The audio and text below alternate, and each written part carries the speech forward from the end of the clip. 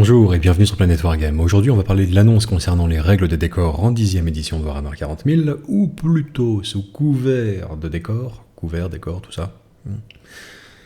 Abonne-toi, mets la cloche. Je vais en profiter pour parler d'un sujet plus large et qui me tient plus à cœur. Mais faisons semblant, en attendant, du coup, maintenant que j'ai révélé mes véritables intentions, faisons semblant de décrypter cette news sur les décors, dis donc, elle est très intéressante. Et puis ensuite, je vous ferai le Hippon Soenage où je parlerai d'un autre sujet qui n'a rien à voir. Mais, il y a cette annonce qui est parue récemment sur Warhammer Community, et ça nous donne un aperçu, même presque quasiment l'ensemble du tableau, concernant les règles pour les décors dans la 10e édition. Très bien. Je fais pas un vrai décryptage, mais je la survole.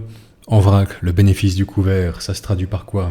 C'est une règle qui fait qu'une figurine qui reçoit le bénéfice du couvert ajoute 1 à son jet de dés pour son jet de sauvegarde d'armure, sauf que les figurines qui ont une sauvegarde d'armure de 3+, ou mieux, donc 2+, ne peuvent pas bénéficier du couvert contre les attaques qui ont une pénétration d'armure de 0. D'accord? Et évidemment, on ne peut pas bénéficier de plusieurs couverts à la fois, ça n'est pas cumulatif. Donc, bon, premier truc déjà qu'il faut digérer, le coup de la PA 0 qui ne prodigue pas de bonus de couvert contre les armures de 3+, et 2+. Ok. Ensuite, l'approche générale est la suivante.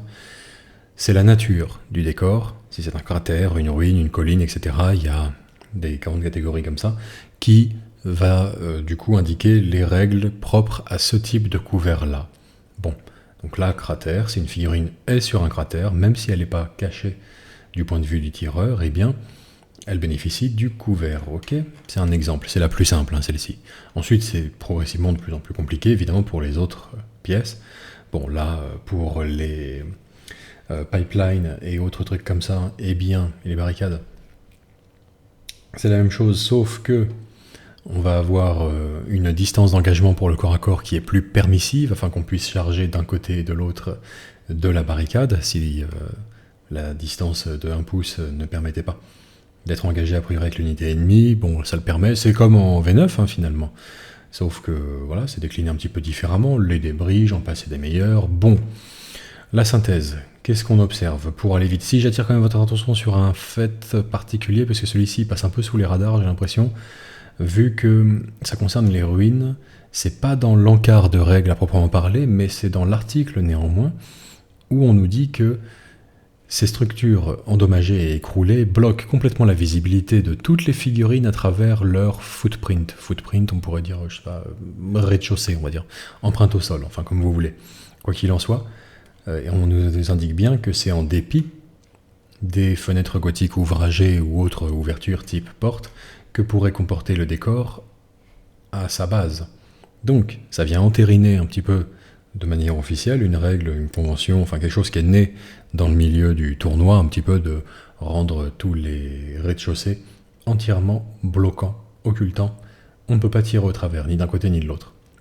Voilà, donc là les fenêtres qu'on voit ici présentement, bah, il faut les ignorer en fait dans la 10e édition visiblement.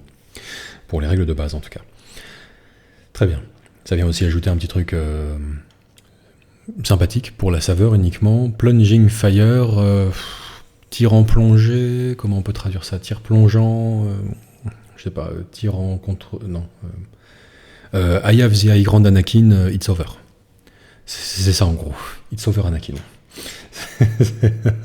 Faut pas le con, j'ai le terrain haut. Bon, eh ben, c'est un petit peu ça. +1 à la pénétration d'armure des attaques qui visent une cible qui est au niveau du sol, si le sol est à 6 pas en dessous, 6 pas correspondant aux étages Games Workshop, me semble-t-il. Oui, 6 de plus verticalement que le niveau du sol. Bon, quoi qu'il en soit, ça c'est pour l'approche globale. Un des premiers trucs qu'on peut être tenté de remarquer, c'est que bon, y a une quantité de texte qui peut être substantielle pour les encarts de règles concernant certains types de décors, comme en l'occurrence les bois. Et non seulement ça, mais par-dessus le marché, Games semble s'évertuer pour cet article, en tout cas, à mettre les photos en rapport à chaque type de terrain, qui vont pile poil venir représenter le cas de figure un peu ambigu, ou du moins contre-intuitif. Pas forcément Compliqué à comprendre au niveau règles, du reste, pas forcément. Mais en tout cas, contre-intuitif, ça va pas de soi. Typiquement, là, de ce que j'en lis, les Ultramarines et la Black Legion en face, les deux recevraient le bénéfice du couvert au titre que les deux se trouvent dans un bois. Même dans le cas de figure qu'on voit là, où c'est difficile de manquer le tir a priori, mais enfin, bon, ça tient presque peut-être plutôt à la nature du décor de ce genre de bois, où pour pouvoir faire une zone de terrain, finalement, ça va plus ressembler à une clairière qu'autre chose. Donc, règle de couvert pour les deux. Sauf qu'ils n'ont pas le bénéfice du couvert parce qu'ils sont tous armés de bolters et qu'ils ont une sauvegarde d'armure à 3+, et donc ils n'ont pas le +1 à leur jet de sauvegarde, puisque les bolters sont PA0 dans l'édition à venir. Ok. Bon. Pareil pour les cratères d'ailleurs, les deux ont le bénéfice du couvert au titre qu'ils se trouvent sur le cratère, ce qui est un peu surprenant, même si les deux l'ont, mais les deux l'auront pas, puisque... Ah si, le Space Marine Ultramarine l'aura quelque part parce que l'autre a un pistolet à plasma, qui n'a pas une PA de 0. Waouh. Bon. Et donc, quelle est la particularité de cette annonce? C'est que... Il se trouve que j'ai l'occasion de prendre un peu la température de la communauté tous les jours, du lundi au vendredi, 18h-20h sur Twitch. Ah oui. Où, bon, bah, entre autres discussions de comptoir, qui représentent 90% du volume quand même du live, on va avoir 10% de découverte des nouveautés, et ça en a fait partie, et j'ai vu tout de suite que bah, sur cet article précis, c'est plutôt la volée de bois vert qui est le sentiment majoritaire. Bon, après, c'est du petit bois, je veux dire, c'est pas non plus... c'est pas la révolte, c'est pas non plus la révolution, encore moins. Mais ça convainc pas les foules, visiblement, d'emblée, ce truc-là. Bon. C'est très simple. Il y en a qui sont heureux quand même, qui trouvent que c'est une simplification. Ils n'ont pas tort au titre que, par rapport à la 9e édition, ce qu'on nous présente là est de fait une simplification assez massive, mais il faut dire que les règles de la 9e édition étaient particulièrement alambiquées voilà, la V9 pour les décors en tout cas. Donc par rapport à ce référentiel-là, effectivement, c'est plus simple. Maintenant, par rapport aux espoirs que beaucoup placent de plus en plus par rapport à la 10e édition, avec le cap qui a été donné, streamlinisation, on garde que l'essentiel, que ce qui vraiment vient servir un petit peu le thème du jeu, et on va que faire des règles légères, intuitives, qui s'expliquent d'elles-mêmes quelque part. On a lu le titre, on a compris ce que ça faisait, quelque chose de cet ordre-là. En gros, certains placent des espoirs très hauts par rapport à la 10e édition, et à ce titre-là, ouais, cet article, c'est vrai qu'il fleure bon, là, plus la V9 qu'autre chose, quoi. Voilà. Comparativement à ça, c'est plutôt une usine à gaz si on le compare aux espoirs, et c'est plutôt une simplification si on le compare à l'édition précédente. Ok. Donc, les gens ne semblent pas contents. Il y a une minorité qui est toujours, qu'on est ravi, une autre qui a un avis encore bien différent. On a de tout, forcément, sur notre petite communauté, la communauté ceux qui regardent Planet Wargame sur Twitch notamment. Donc parmi les wargamers, bon voilà, il y a des biais, il y a ceux qui ont tendance à s'exprimer et ceux qui ont tendance à ne pas le faire. Il y a 1 million de biais dans ce truc-là. Maintenant, c'est juste une question de sens du vent, au doigt mouillé. Ah, les gens n'ont pas l'air d'apprécier cette histoire de décor en V10. Ok, très bien. On a tout, voilà. On a des réticents, des éternels fâchés avec Games depuis 20 ans, on a des gens qui commencent à peine, des gens très enthousiastes, des gens qui ont un avis très affirmé et qui n'ont jamais touché une figurine, donc faut le prendre pour ce que c'est aussi. Parfois très intéressant comme point de vue, et puis parfois beaucoup moins. On a de tout, on a les adeptes d'OPR également sur Twitch. Bonjour, connaissez-vous OPR? Oui. Bon, classique. Donc voilà, il y a 1 million de biais, il faut en être conscient, etc. Quand je dis que, grosso modo, les gens n'aiment pas cet article, il y a plein de gens qui sont d'avis différents, bien sûr, aussi. Mais voilà. C'est une communauté de wargamers standard. Sauf qu'ils regardent Planet Wargame, donc ce sont les meilleurs. Et, partant de là, moi je vais ouvrir sur un truc plus large.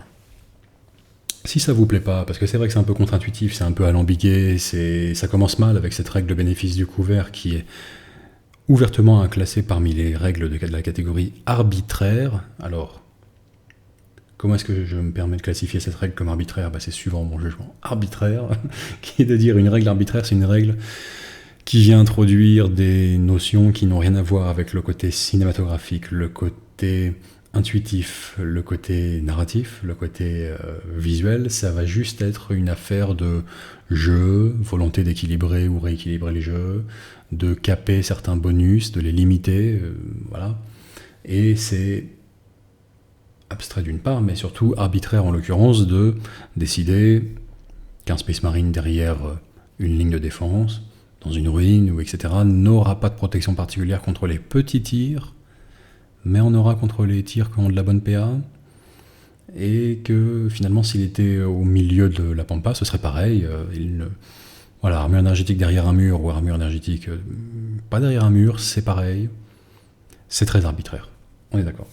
Bon, j'ai un petit peu de mal là, quand des joueurs, même aguerris, et puis à plus forte raison l'éditeur du jeu en l'occurrence, parle de nécessité de nerfer une puissance d'un truc, tout simplement parce qu'elle serait puissante dans l'absolu, sans prendre en compte ce qui est là normalement pour réguler en fait cette échelle de puissance, c'est le système de coup en point, qui peut être modifié, altéré pour représenter la puissance d'une unité. Normalement l'équilibrage il vient de là, pas d'ailleurs, en théorie, n'est-ce pas ?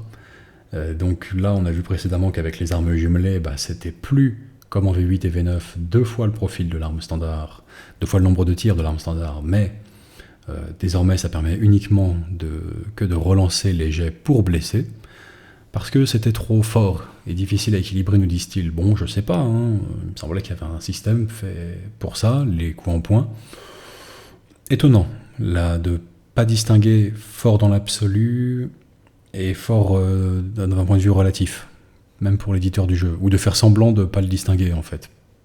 Je sais pas pourquoi ils le font, selon quel dessin. Mais, quoi qu'il en soit donc, ça commence mal avec cette règle de couvert, effectivement, l'absence du bonus de couvert pour les 3+, et 2+, les gens peuvent avoir du mal à la comprendre. Ok. Et ensuite c'est un peu alambiqué pour le reste. Alors, là où je veux en venir, premier point de la vidéo, c'est très simple. Vous faites comme vous voulez, les gars. Ouais, vous faites comme vous voulez. Alors, on m'en voudra peut-être d'enfoncer des portes ouvertes de la sorte, de rappeler des évidences, mais en fait, c'est tellement évident que du coup, ça passe sous les radars. C'est un petit peu ça le truc. Et puis, il y a toujours des gens pour dire, oui, mais ça, c'est en théorie, on fait comme on veut, mais en vrai, on fait pas comme on veut. Eh ben, en vrai, si, on fait comme on veut. Je suis là pour vous dire ça. Parce que ça répondra pas forcément à 100% à votre besoin personnel, mais en fait, c'est une voie qui, comment dirais-je, se fait tellement discrète à travers les médias de Wargame aujourd'hui, ou de manière générale, on va dire, en ligne en fait, les blogs, les machins, etc. On l'entend moins, ce truc-là. Bah ouais, parce que c'est moins normatif, c'est moins automatiquement consensuel au sens global, même si en fait c'est très consensuel en soi de dire vous faites comme vous voulez les gars. On peut pas faire plus prudent que ça comme avis. Mais bon, je vais l'illustrer par un point précis. Avant ça quand même, j'appuie ma suggestion du truc suivant. Faire comme on veut, ça tombe sous le sens pour des cercles de jeu restreints de gens qui se connaissent. Vous êtes 2 copains, vous êtes 2 frères plus 2 cousins, vous êtes 5 potes de lycée, vous jouez en famille, n'importe quoi, peu importe. Dans tous les cas, ça fait sens d'adopter la version qui vous convient le mieux à vous. Et s'il se trouve que c'est très différent de ces règles de décor, vous pouvez tout à fait substituer les vôtres. Je vous donnerai des exemples juste après. De règles alternatives pour ça. Mais ça va plus loin. Parce que finalement, si on observe bien, les joueurs compétitifs n'ont jamais attendu Games Workshop, la vraie compétition, les tournois, les trucs comme ça, n'ont jamais attendu Games Workshop, disais-je, pour normer à leur manière, établir soit des changements de règles, soit des règles alternatives, soit des limites, ou des conventions de résolution de règles ambiguës. Et ça date, mais c'est même pas je vous parle pas de la V8 ou de la V9, je vous parle de l'édition bien antérieure, de mon souvenir, à partir du moment où j'ai eu Internet, donc déjà dans des éditions d'il y a très longtemps.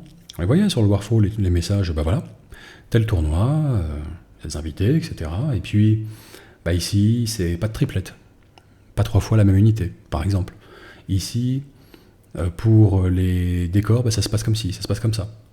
Ici, pour tel truc, on nerfe ça, voire même des unités interdites, par exemple, ou limitées à une, ou alors des conventions de résolution de règles notoirement ambiguës dans le corpus de règles de base. Et ça, vraiment, c'est pas nouveau, et ils l'ont toujours fait. Et c'est tout à leur honneur, d'ailleurs, en tout cas, c'est tout à l'honneur des éléments moteurs, on va dire, de cette communauté, de ceux qui organisent notamment des tournois, des choses comme ça. Bon, bien sûr, il y a un jeu d'influence qui est à l'œuvre. Ah bah oui. Frontline Gaming, par exemple, une boutique américaine qui est une chaîne YouTube aussi par extension américaine, et des organisateurs de tournois, par exemple, vont avoir beaucoup d'étain, non seulement sur le milieu compétitif, mais à plus forte raison, sur même Games Workshop eux-mêmes. Eh ouais. Bon, donc il y a un jeu d'influence quand même, quoi, on va dire, sur un tournoi où on aime bien ces règles de décor, un tournoi où on n'aime pas ces règles de décor, en tout cas les organisateurs. Donc il y a ce truc-là qui est à l'œuvre, mais enfin, ça a presque jamais été vraiment le corpus absolument de base, inaltéré et sans règlement interne, qui a été la norme pour les tournois. Ça a toujours été avec règlement interne, avec convention propre, etc. Donc finalement, qu'on prenne un extrême ou l'autre, le groupe de copains, voilà, la petite partie, gentiment, partie apéro, partie du week-end, bon, les trucs où on refait le monde à 90%, bière à la main, on joue à 10%, et un autre opposé, je sais pas moi, vraiment compétitif, dur, etc. Ces deux catégories gardent leur liberté totale de faire comme ils le veulent, et l'ont toujours fait comme ça, finalement. Et bon, moi, je suis peut-être un mec, j'en sais rien, je reconnais volontiers une certaine sensibilité, je suis pas de marbre devant tout, hein, moi, voilà. Quand je vois des affiches pour un chat perdu, ça me met la larme à l'œil, mais peut-être que c'est à cause de ça, que du coup, je trouve rien de plus triste, c'est encore plus triste encore, franchement, que de voir un message sur Facebook, un forum, un machin, enfin, adressé à la plèbe des wargamers pour dire je voudrais jouer 3 ravageurs Drukhari contre mon cousin, mais du coup, il y a telle règle qui nanny. Est-ce que j'ai le droit de le faire, d'après vous? La réponse, c'est demande à ton cousin, mec. C'est ça la réponse, putain, mais c'est triste de voir que, non, ça se passe pas comme ça. Bon, quoi qu'il en soit. Donc, faites comme vous voulez, c'est ça un petit peu là. Ah oui, un autre exemple, putain, plus sinistre encore. Moi j'ai déjà entendu, je vous le dis, ça c'est quelque chose dans la vie d'un homme. C'est ballot, je viens de finir plein de cratères pour une belle table magnifique de tranchées comme je voulais la faire, mais il n'y a plus de cratères en V8, je sais plus quoi, c'était le truc comme ça. Il n'y a plus de cratères à je sais plus quel moment. Je connais même pas moi sur le bout des doigts les règles des décors officiels parce que on n'a plus que notre sauce maison, mais du coup ça n'existe plus dans le jeu. Il n'y en a plus pour le jeu égal, donc ça n'existe plus. C'est triste. Je sais pas ce que je vais en faire, je vais les jeter, les faire des cendriers avec. Rendez-vous compte la tristesse, quoi. Bon, encore une fois, on n'a que les règles qu'on veut bien s'imposer à soi-même, quoi. Donc, finalement, faites votre sauce. Illustration. Alors, caméra secondaire. Première fois dans Vlog Trader, je crois qu'on exploite la deuxième. Quoi qu'il en soit. Je vous prépare une petite campagne, là, Drukhari contre Space Marines à venir, ça va tomber au mois de mai, ça doit être une petite pluie de rapports de bataille. On va enfin mettre à profit le nouveau studio, les milliers d'euros de matériel et d'efforts et tout l'investissement, on va enfin pouvoir l'exploiter pour des rapports de bataille. Ne vous en faites pas, il y a aussi une suite pour Innomine Imperatorix, elle arrivera après par contre, dans le calendrier des choses qu'on a planifiées. Et donc, je suis là, j'ai mes petits Eldar noirs, V3, voilà, résolument rétro. Je les ai voulus vieux et moches. Oui, m'emmerdez pas avec ça dès le début. Pourquoi? Je sais que c'est très clivant. Les décors, ça passe, mais les Eldar noirs V3, il n'y a pas moyen, mec, il n'y a pas moyen. C'est inacceptable, ce genre de goût. Je vous comprends. Je sais que c'est les designs les plus clivants, peut-être, qu'il y a eu en figurine Games Workshop. Il y a ceux qui les adorent, il y a ceux qui les détestent. Je fais partie des premiers. C'est comme ça, voilà, c'est... Donc, première illustration de, finalement, chacun a des goûts différents, et il convient d'en tenir compte. Voilà, c'est pas mal. Bon, donc je suis là, j'ai mes petits machins, mes petits Eldar noirs, plus que Drukhari, finalement. Ok, ça c'est dans les tuyaux.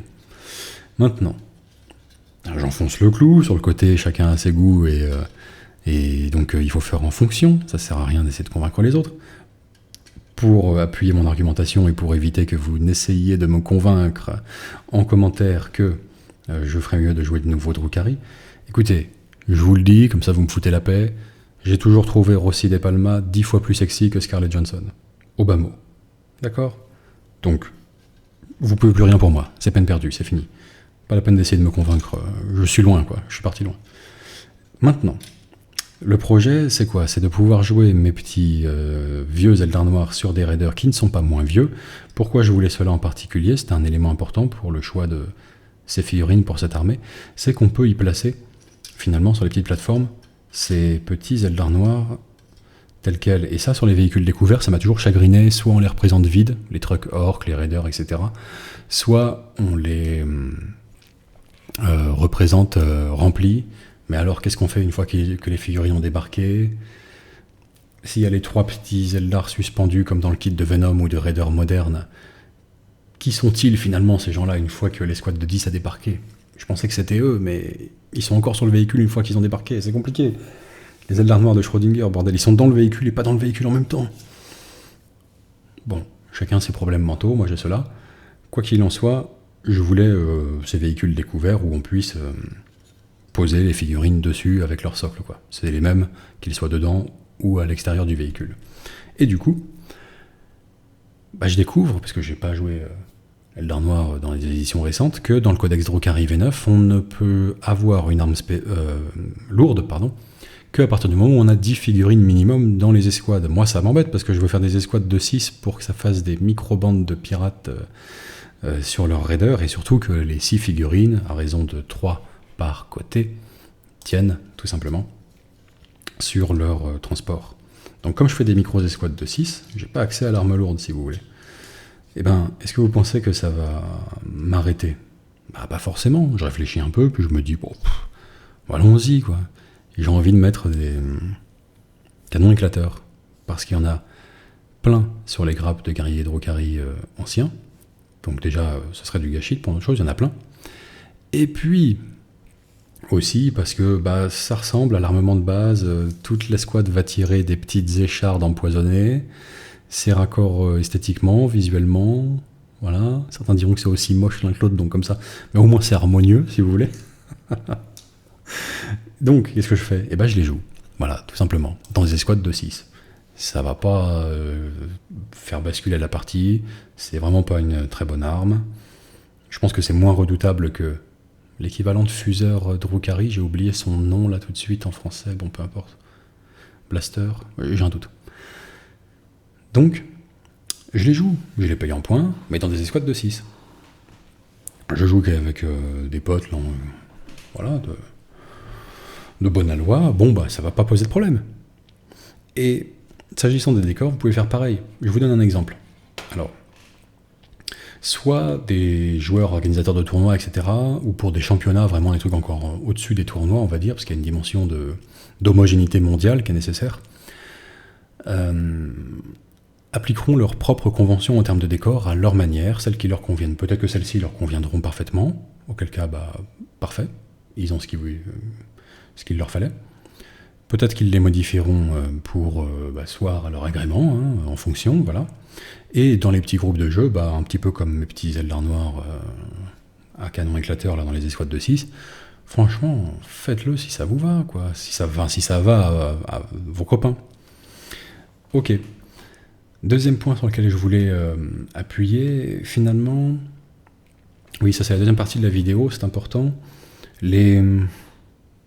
Ok, je vous donne juste quelques suggestions de règles simples maison que vous pourrez substituer à celle-ci si vous trouvez ces règles de décor pas à votre goût, avant qu'on passe à la partie 2. Donc, première règle maison à substituer allègrement si vous le voulez. Ligne de vue réelle, tout simplement. On revient aux bonnes vieilles lignes de vue réelles, on se met au niveau de la figurine avec ses yeux, on regarde, est-ce que la figurine voit en face. Si jamais il y a le moindre élément de décor qui est dans la ligne de mire entre le tireur et la cible, sauvegarde de couvert. Enfin, bénéfice du couvert, plutôt. Aussi simple que ça. Et du coup, ça vaut pour tous les décors, quels qu'ils soient. Voilà. Sans plus de prise de tête. Vous voulez ajouter les cratères peut-être, parce que vous aimez bien l'idée des unités qui sont allongées dans les cratères, même si elles sont représentées debout sur leur socle. Vous ajoutez les cratères comme prodiguant le bénéfice du couvert, quoi. Et puis voilà, en gardant le truc, pourquoi pas. Sauce moderne, par contre, ça c'est pas mal. La résolution des blessures par le défenseur qui les alloue, ces blessures, aux figurines de son choix dans son unité. Et du coup, si une escouade est partiellement à couvert, qu'à moitié on va dire, et ben c'est le défenseur qui a tous les dés de blessure dans la main, là, qui dit j'alloue ça à une figurine qui est à découvert, donc elle n'a pas de sauvegarde de couvert, celle-ci je l'alloue à celle-ci, donc elle bénéficie du couvert, etc. Voilà.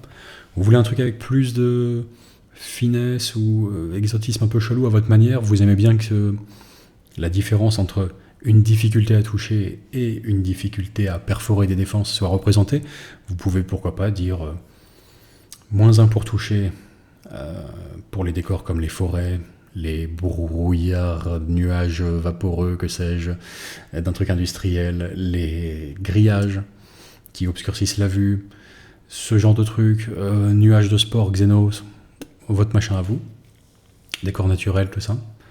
Et puis, et ça c'est -1 pour toucher, ou protection physique, ruine, ligne de défense, parapet d'un bunker, d'une forteresse, +1 à la sauvegarde du défenseur, +1 au jet de sauvegarde du défenseur. Peut-être que c'est votre truc, peut-être que vous n'avez que des éléments de décor avec un socle, et vous aimez bien l'approche règle de zone de terrain, ça vous plaît. À partir du moment où les figurines sont dans la zone de terrain, sur le socle du décor, quoi qu'il arrive, +1 à la sauvegarde, puisqu'elles sont à couvert. Peut-être que c'est votre truc, je sais pas. Je peux pas vous dire après ce que vous aimez, vous, hein, ça c'est pas mon boulot non plus. Mais en tout cas, je peux quand même vous encourager, vous inciter à explorer la possibilité de suivre ce que vous préférez comme règle, tout simplement. Tout simplement. Qu'est-ce qu'on a ajouté là-dessus avant de passer à la partie 2 ?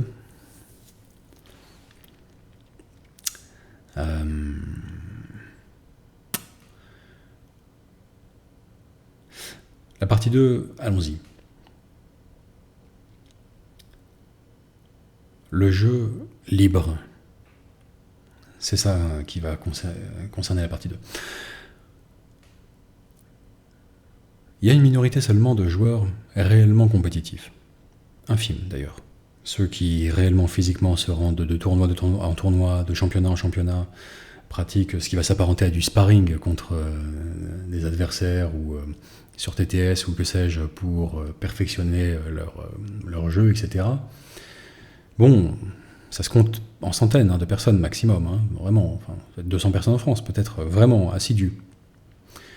Les joueurs narratifs, vraiment, les cercles de jeu où ça fait des années qu'ils évoluent ensemble, main dans la main, qu'ils construisent leur aventure, suivis de partie en partie, ça en devient presque hermétique tellement à 5 ils sont blindés, ils sont ensemble vraiment dans leur truc, etc.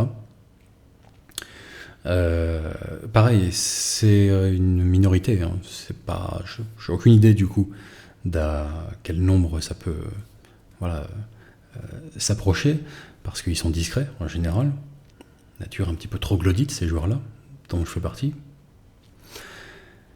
Et du coup, qu'est-ce qui fait le gros du milieu, l'entre-deux, on va dire ?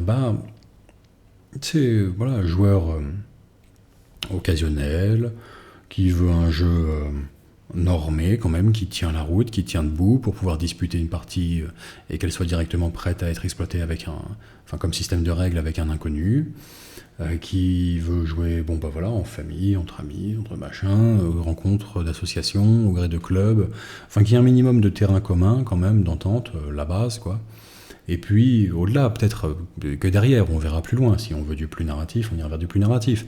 Si on veut du plus compétitif, on ira vers du plus compétitif. Tout au moins, on adaptera un petit peu les conventions, les normes de résolution de règles à notre sauce, dans le temps seulement, mais pour une longue période, il faut un jeu quand même qui se tienne, quoi, tout seul. Ok. Et ça, en fait, c'est plutôt la place réservée, qui devrait être celle du jeu libre, pour Games Workshop. Il y a quelques années déjà, Games s'est mis à décliner un petit peu ces 3 approches du jeu en 3 façons différentes qui sont le jeu libre, le jeu égal et le jeu narratif. Et dans l'idée, c'est parfait. L'approche me paraît parfaite, personnellement, parce que c'est vrai que c'est 2 manières d'apprécier les jeux qui peuvent être très différentes, si différentes à vrai dire que ça requiert un corpus de règles assez différent pour chacun de ces modes de jeu. Sauf que voilà, en fait on en revient un petit peu à la jurisprudence, c'est arrivé près de chez vous. Vous savez, la scène avec le bon Poulvord là qui est... Voilà. Et là ils avaient dit qu'ils mettraient une grande allée avec plein de cerisiers japonais. Mais est-ce que tu crois qu'ils l'ont fait? Est-ce que tu crois qu'ils l'ont fait?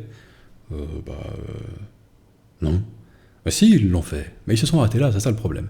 Mais voilà, ce truc-là, qui normalement relève que d'un ressort comique initialement, je le prends de plus en plus au premier degré dans la vie, au fur et à mesure que je prends de l'âge. Et je sais pas, il y a une forme de, de sagesse cachée dedans, je trouve, mine de rien, parce que souvent, ça va être là où le bas blesse, c'est dans les derniers pas de l'exécution, les derniers 10%, le dernier petit truc, la dernière petite pièce à la construction globale, et c'est ce qui fait que finalement, toutes les bases de l'édifice, même si elles sont saines, ont tendance à chanceler sévèrement, voire à s'écrouler, alors qu'il manquait pas grand-chose. Eh ben, c'est un peu pareil pour Games Workshop, bien souvent, par rapport à Warhammer. Vous savez, règles gratuites, règles de base, machin, c'est déjà le cas en V9, hein, pour toutes les unités, hein, à base de le PDF de règles gratuites téléchargeables. Tu le trouves jamais, hein, ni sur Warhammer Community, ni sur Warhammer, Games Workshop. C'est trop compliqué, c'est pas accessible, c'est nul. Mais si tu tapes directement dans ta barre de recherche Google, tu le trouves et c'est un téléchargement légal. Il n'y a pas de problème. Et puis, tu prends les notices de chacune des boîtes de figurines et t'as un jeu qui tient vaguement la route. Enfin bon, plus ou moins, quoi. Mais ça passe sous les radars. Parce que est-ce que tu crois qu'ils l'ont fait? Oui, ils l'ont fait, mais ils se sont arrêtés là, c'est ça le problème. Et là, c'est un petit peu le même cas de figure avec, comment dirais-je, l'approche subdivisée en 3 parties, jeu libre, jeu égal, jeu compétitif.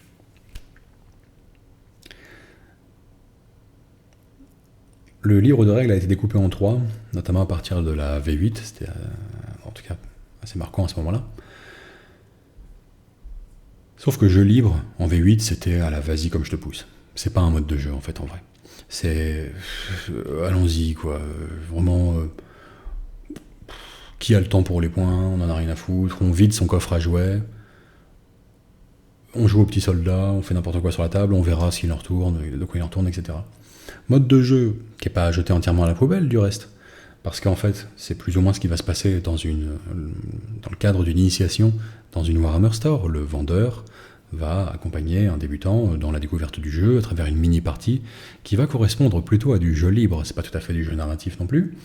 Ça s'y apparente, mais pas tout à fait. Et c'est plutôt du jeu libre, sauf que c'est encadré par un maître de jeu. Voilà. Dans ce cadre-là, ça passe. De la même manière, un père de famille qui veut faire jouer ses gamins de 10 ans pour la première fois, pourquoi pas, il va avoir une approche qui va s'apparenter à du jeu libre. Mais en fait, 1, ça couvre que le cas des toutes premières parties. 2, ça requiert plus ou moins un maître de jeu pour être quand même un minimum, se tenir, hein, cette histoire. Et quand ça en a un, ça se passe très bien, effectivement. Mais c'est pas un vrai mode de jeu considéré comme le mode de jeu par défaut, ce fameux jeu libre. À côté de ça, on a le jeu narratif, très spécifique. Bon, c'est glorieux, moi, j'en croque. Hein. C'est ce dans quoi je me reconnais le plus, il n'y a pas de problème. Mais force est de constater que ça requiert un cercle de jeu régulier. C'est pas non plus la mer à boire. Hein. D'ailleurs, il y en a qui le pratiquent en jouant une fois par an, voire même moins que ça. Mais il y a un man game qui les lie aux autres joueurs, genre ils se projettent dans un truc, dans un projet qui se concrétisera 1 an ou 2 ans après. Donc il n'y a pas de problème. Mais enfin, c'est pas le mode de jeu de base par défaut, on va dire, qui peut... Il lui manque un petit peu le côté prêt à jouer, qui ne peut être propre qu'au jeu de base, on va dire, ou au jeu libre. Okay. Et puis le jeu égal, évidemment, c'est le jeu qui va plus verser du côté compétitif. Okay. Sauf que, par cette approche en V8, le jeu libre, ça compte pas, il n'y a même pas de points, enfin, démerdez-vous.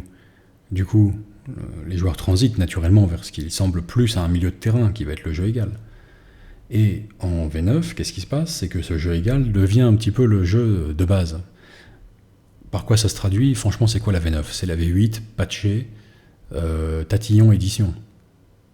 Bah oui, je parle bien des règles de base. Il y a une petite nouveauté avec les actions, et les scénarios vont avoir tendance à avoir des systèmes de scoring différents d'auparavant, mais pour l'essentiel, c'est la V8. Sauf que c'est avec tous les alinéas et les petites conneries dans les règles de base qui vont couvrir des cas de figure un petit peu d'enculeurs de mouche, disons-le franchement, mais qui ont leur importance, attention, que je balaye pas comme ça d'un revers de la main, qui ont leur importance dans le cadre de jeux dits un petit peu compétitifs, ou du moins, un terme plus exact serait le jeu optimisé, où il y a une recherche d'optimisation. C'est normal, on a besoin à ce moment-là de normes, de conventions, de trucs préétablis. Tu peux pas avoir des règles ambiguës et te projeter dans un jeu qui se veut être un défi stratégique. Sinon, ça s'accorde mal ensemble, ça va pas. Ça brise un petit peu l'envie, le plaisir que peuvent en retirer des joueurs qui aiment un petit peu justement l'optimisation et le défi intellectuel, en fait, le duel intellectuel que représente une partie de Warhammer. Et donc en V9, le jeu de base, on va dire les règles même du jeu, les règles centrales du jeu, les règles de base du jeu, deviennent orientées jeu égal, quoi. Et ça, peut-être que ça fait plaisir à certains, mais pour beaucoup, ils se grattent un peu la tête sur pourquoi comme ça en fait. Pourquoi est-ce que c'est impossible de faire une putain de liste d'armées avec ses détachements multiples sans ALN 40K ou Apedia et d'autres aides comme ça de support non officiel, quoi. Pourquoi c'est aussi alambiqué? Pourquoi est-ce que c'est aussi barré, les règles d'aptitude des codex, etc. Pourquoi je peux pas avoir une règle universelle pour mon chapitre et puis basta, en fait, je joue ça et voilà. Un mode de jeu en fait un peu plus tout simplement à la portée du Pékin moyen, et puis pas forcément parce que c'est un babouin et qu'il a un quotient intellectuel inférieur à celui des tournoyeux, mais tout simplement parce que ses aspirations sont différentes, quoi. C'est pas la même chose en fait. C'est pas les mêmes attentes, et c'est pas le cahier des charges du produit devrait pas être le même théoriquement. Donc en gros, Games a toujours eu raison de subdiviser en trois depuis qu'ils ont commencé à le faire. Jeu libre, jeu narratif, jeu égal, c'est très bien. Cependant, ils l'ont mal concrètement réalisé, je trouve. En V8, en considérant que le jeu libre, c'était pour dire qu'il y en avait trois, pour dire qu'il existait quelque chose entre le jeu compétitif et le jeu narratif. Mais en fait, en vrai, c'était pas considéré comme... c'est pas considéré en tant que tel. Et puis, en V9, c'est devenu... de toute façon, les règles du jeu égal sont incorporées aux règles de base du jeu, donc quoi qu'il arrive, vous l'avez dans le patch. C'est un petit peu la V8 Tournament Edition, et ça plaît à certains, mais ça plaît pas à beaucoup aussi. Voilà. Quelle serait la meilleure voie de sortie, la meilleure issue de tout ça? Ce serait à mon avis de faire un jeu qui se concentre pour une fois sur ceux qui ont été jusqu'à présent les cocus de l'affaire, parce qu'ils sont nombreux, et en fait c'est la majorité de la clientèle Games, à vrai dire. Ni compétitif à fond les ballons, ni même vraiment optimisateur, loin de là, mais pas non plus ultra narratif engagé sur une campagne de 20 ans avec leurs copains, avec des cartes, des planètes, des machins, voilà. Le milieu, quoi. Et ces gens-là sont les plus nombreux et se font un petit peu voler leur jeu par un bord ou par un autre, progressivement, avec un Games qui écoute pas forcément les bonnes personnes. Bon, je faisais tout à l'heure l'éloge pour leur capacité d'auto-organisation et d'influence, des trucs comme ça, par exemple. Des petits gars de Frontline Gaming, c'est les derniers gars à écouter quand tu veux produire un jeu Games Workshop, par contre, pour ta clientèle, de base. Très mauvaise idée. Laisse-les sur la... En fait, le principe serait le suivant. Règle de base et jeu central, qui ne porte même plus la mention de jeu libre ou jeu de base ou je sais pas quoi, c'est le jeu. C'est Warhammer 40 000, dans le livre de base, c'est comme ça. Il faut que ce soit des règles qui se tiennent un minimum. Typiquement, avec les coups en points, obligatoires, plus ou moins, points de puissance si on veut. Bon, on voit que c'est fini les points de puissance, mais dans l'idée, quoi, en tout cas, un système grosso modo d'équilibrage, un truc qui se tient à peu près, qui tient la route, qui s'en remet partiellement au bon sens pour résoudre les cas de figure peu courants. Les sauvegardes de couvert, je prends un exemple. Les ruines, ouais, quand t'es protégé derrière, t'as une sauvegarde de couvert. Maintenant, peut-être que quand arrive le cas de figure où en fait mes troupes elles arrivent par derrière et tes troupes qui sont dans la ruine à toi, elles sont dos au mur plutôt que protégées derrière le couvert. Elles sont plutôt dos au mur, elles sont plutôt en configuration de peloton d'exécution. C'est pas une très bonne situation dans laquelle se trouver. Bah, elles n'ont pas la sauvegarde de couvert à ce moment-là, typiquement. Ce genre de truc. Donc qui repose en partie sur le bon sens, à la vas-y comme je te pousse, mais quand même avec un bon corps normé bien comme il faut. Un jeu donc de base pour le plus grand nombre, qui se tienne. Et ensuite, n'ayez pas peur pour les joueurs compétitifs, n'ayez pas peur pour les joueurs narratifs. C'est des grandes personnes, ceux-là. Ils savent très bien se démerder de leur côté.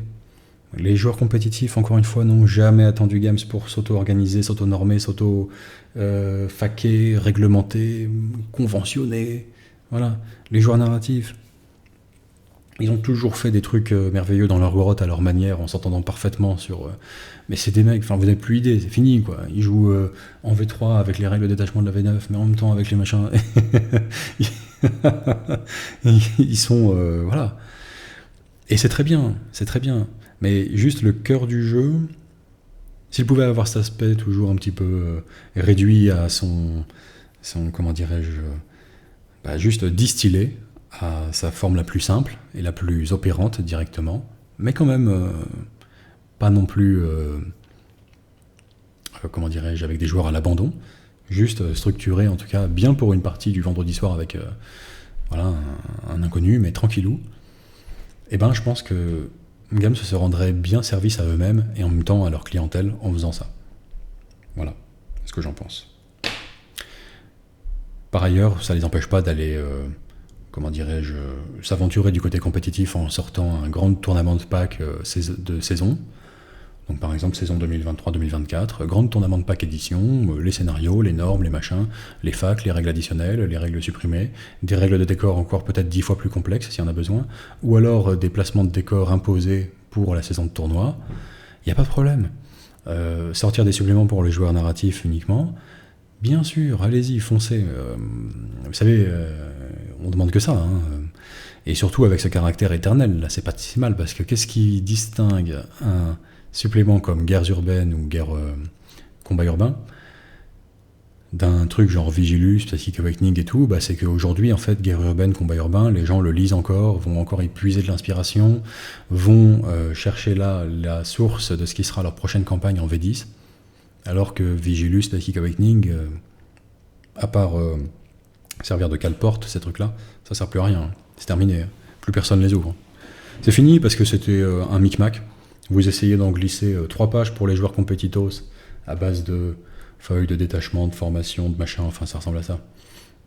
Indispensable pour s'adapter à la méta du moment, ou en tout cas bonne à considérer, donc il faut les avoir sous le coude. Mais ces 3 pages, enfin franchement, respectez-les aussi, quoi.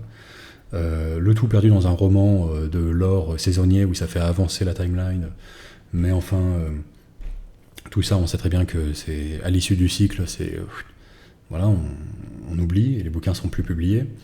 Et puis, à côté de ça, ouais, des trucs pour les joueurs narratifs, mais mélangés au milieu de tout ce cocktail hasardeux, c'est pas ouf. Alors que, encore une fois, guerre urbaine, un truc comme ça, les gens vont chercher dans ce bouquin qui a 20 ans de l'inspi pour des trucs actuels, encore une fois, quoi.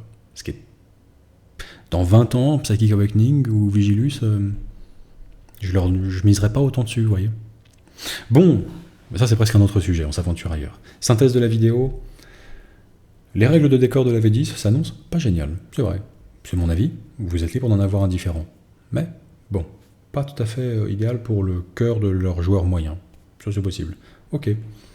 Point 2, faites comme vous voulez. Qu'est-ce qu'on en a à foutre? Non, mais sérieusement. Négociez avec vos... Ne demandez pas sur Internet si vous avez le droit de jouer ça contre votre pote ou votre cousin ou votre machin. Demandez-lui directement. Et puis, point numéro 3, le vrai cœur de l'audience de Games, c'est ni les joueurs compétitifs ni les joueurs narratifs. Il serait pas mal d'en tenir compte pour leur future publication, de servir en priorité ces gens-là, et s'ils doivent pêcher au niveau des règles de base du jeu, ça doit être par le manque plutôt que par l'excès. Toujours plus simple d'ajouter une règle maison qu'on aime bien par-dessus un corpus de base simple, plutôt que de retrancher une règle qui existe dans le corpus de base du jeu. Il faut y penser ça. Toujours plus simple d'ajouter des règles pour soir à notre goût que d'en retirer pour soir à notre goût. Donc, voilà. Concentrons-nous sur le joueur de base moyen de Games, et ma foi, tout ira bien. Les autres savent parfaitement se débrouiller, et ça les empêchera pas de prendre leur pied. Sur ce, bonne peinture, bon jeu, voilà, n'hésitez pas à venir nous voir sur Twitch à l'occasion, Twitch Planet Wargame, la chaîne, 18h-20h du lundi au vendredi, de manière courante, on peut m'y retrouver là. Et puis, moins 20% sur toutes vos figurines Warhammer, ça vous branche? Ouais, ben c'est bien, 5% pour nous aussi au passage, je vous le dis.